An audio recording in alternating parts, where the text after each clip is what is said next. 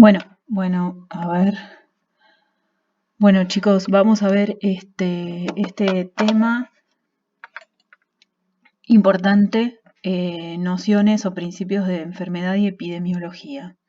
En primer lugar, definir salud. Como ustedes saben, la OMS define salud no solamente como la ausencia de la enfermedad, sino como algo más holístico, referido al estado de bienestar físico, psíquico y social, que van a permitir que el organismo se adapte, que funcione adecuadamente, teniendo en cuenta condiciones, endógenas y factores ambientales.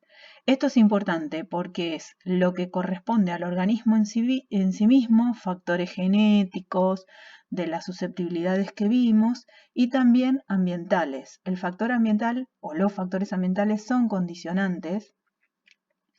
Cuando yo estudiaba, se decía, y previo a eso, cuando estaban resolviéndose todo el tema del genoma humano, se decía que los genes eran determinantes, o sea, que una persona iba a padecer una enfermedad de acuerdo a lo que estaba, digamos, codificado en sus genes. Bueno, hoy se sabe que no, que el factor ambiental es muy importante también para desarrollar ciertas enfermedades. De hecho, si nosotros estamos en el primer mundo, es una cosa; si estamos en un país subdesarrollado, es otra.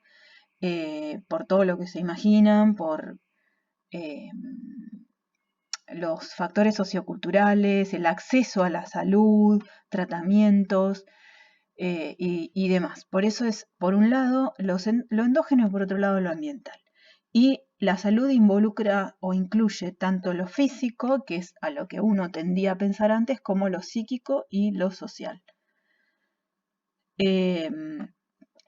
Bueno, ¿y cómo vamos a clasificar las enfermedades? Nosotros nos estamos focalizando sí o sí en las que están involucrando a microorganismos, porque esta materia es microbiología y parasitología.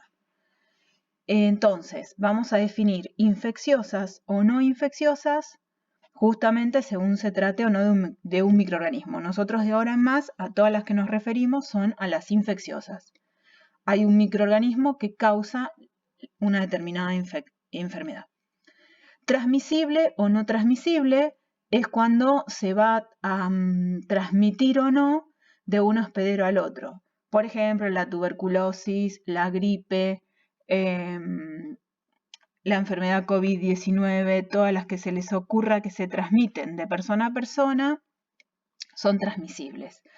Pero hay otras que son infecciosas, pero no transmisibles. Por ejemplo, el tétanos. Si uno se pincha con un clavo oxidado, no está vacunado, puede enfermar, contraer el tétanos, pero no se la va a transmitir a otra persona. O sea, es infecciosa, pero no transmisible.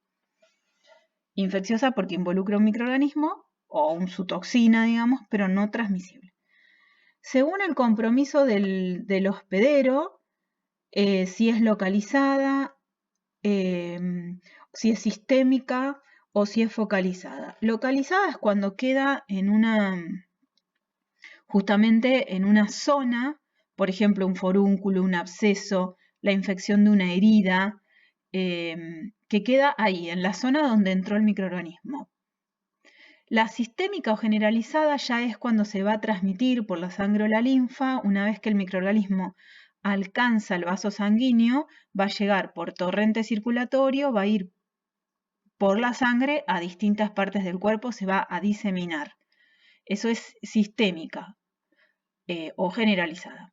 Y focalizada es cuando justamente llegó por vaso o por linfa, pero en lugar de quedar diseminado, quedan confinados en una zona específica. O sea, viajó por el torrente, pero quedó en otra zona, ahí, confinado. No se diseminó, a diferencia de la sistémica, sino que quedó en un sitio lejano al que ingresó. Bueno, según la duración o la evolución, digamos, van a ser agudas, las que aparecen así rápido y relativamente breves; crónicas, las que se desarrollan más lentamente a lo largo del tiempo; y latentes, las que están ahí como dormidas y se pueden activar. Por ejemplo, una insuficiencia respiratoria aguda sería la que estamos viendo ahora con la infección esta de la pandemia de COVID-19. es agudo, es brusco, se resuelve para bien o para mal en un corto tiempo. Las crónicas pueden ser, por ejemplo, algo como la enfermedad de mal de Chagas, que se hace crónica, ¿sí? En el tiempo, se desarrolla a lo largo del tiempo hasta que aparece, digamos, la complicación. Y latentes, esto la pueden dar muchos virus de la familia de los herpes, por ejemplo, que son, es como que el virus queda dormido, alojado en un ganglio y ante un desequilibrio entre el hospedero, por ejemplo, por estrés o por alguna otra infección, aparece de vuelta la infección. Desde el punto de vista poblacional o epidemiológico, acá les quiero mencionar que cuando hablamos de epidemiología hablamos de las enfermedades desde el punto de vista poblacional. Cuando yo hablo de clínica, una enfermedad desde el punto de vista clínico es desde el organismo, lo que nosotros conocemos como paciente u hospedero, ¿no es cierto?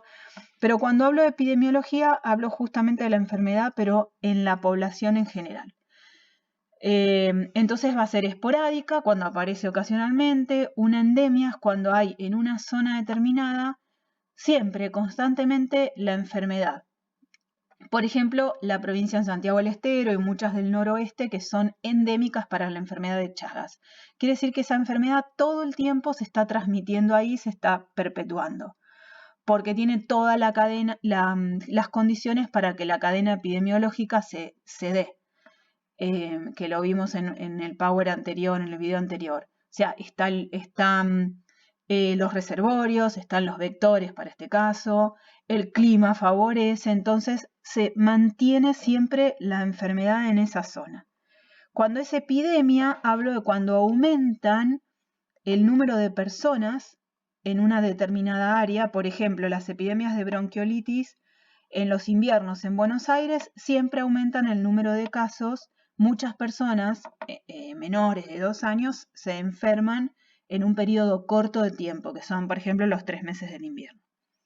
Y pandemia es cuando se hace a nivel mundial, que es lo que pasó, por ejemplo, en el 2009 con la gripe A H1N1 o ahora con la enfermedad COVID-19, que es pan, es un prefijo griego que significa todos, o sea, afecta a todos los países del mundo o a la mayoría, digamos, ¿no? Es un concepto epidemiológico. Cuando la OMS declara pandemia, tiene una connotación importante esto, porque eso hace que se acaten ciertos protocolos internacionales, que los países actúen en forma conjunta. ¿Vieron en el cerrado de aeropuertos o ese tipo de cosas? Esto, o sea, no es arbitrario que la OMS defina o no, que defina pandemia y no da lo mismo. Sí, porque son directivas que se siguen a nivel mundial ya. Bueno, ¿cómo va a evolucionar una enfermedad? También esto va a ser dependiendo de la enfermedad de una forma u otra, no todas las evolución. No todas las enfermedades evolucionan de la misma manera, pero vamos a definir distintos estadios. El estadio de incubación, que es el que desde que ingresó el patógeno, el microorganismo patógeno, y aparecen los primeros síntomas. Y obviamente eso va a tener que ver de muchas cosas. Tiene que ver con, por ejemplo, con el microorganismo, con la virulencia. Si es virulento o muy virulento, van a aparecer síntomas muy rápido. Va a tener que ver con el hospedero, qué resistencia ponga el hospedero, y con el inóculo, que es el número de microorganismos.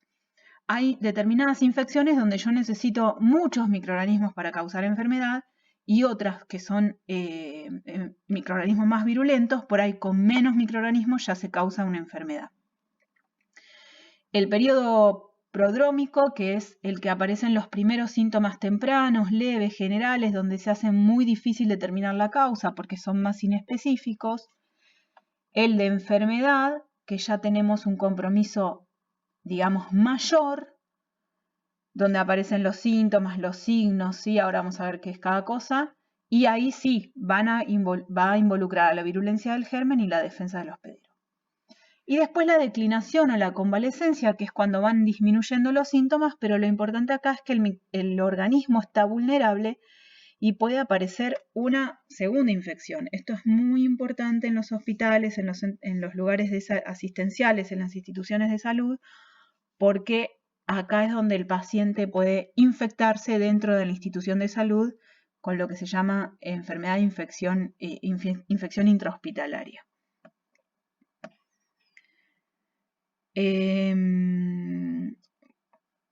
Bueno, la patología es el estudio científico de la enfermedad, la etiología va a ser la causa, por eso hablamos de agente etiológico, la patogenia, cómo se va a desarrollar, y estos tres conceptos que que son importantes diferenciar, que vamos a ver en otro Power, lo voy a hacer cortito para poder subirlo más fácil.